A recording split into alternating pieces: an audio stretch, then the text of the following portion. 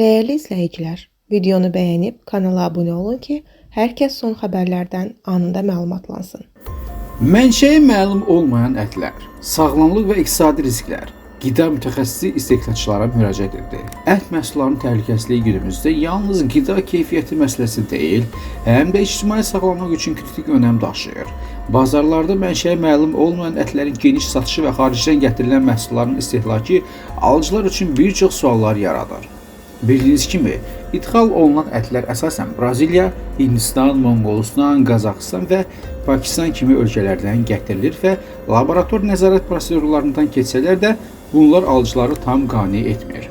Məhsəti Hüseynova bildirir ki, dabaq xəstəliyi əsasən müəyyən mövsümlərdə, xüsusilə yaz və payız aylarında daha geniş yayılır.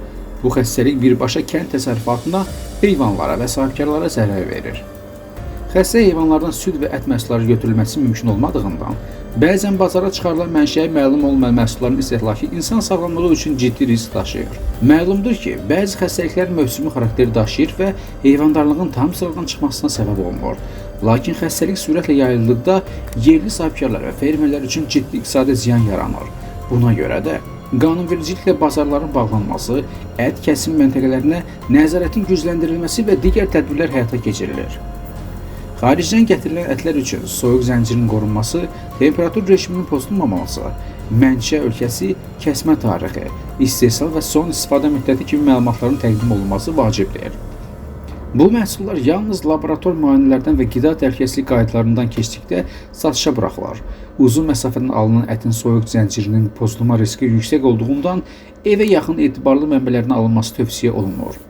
Dolmuş ətin açılması və ya yüksək temperaturda saxlanılması insan sağlamlığı üçün ciddi risk faktorlarını artırır. Nəticə etibarilə mənşəyi məlum olmayan ətlərin istehlakı həm sağlamlıq, həm də iqtisadi baxımdan risklər yaradır.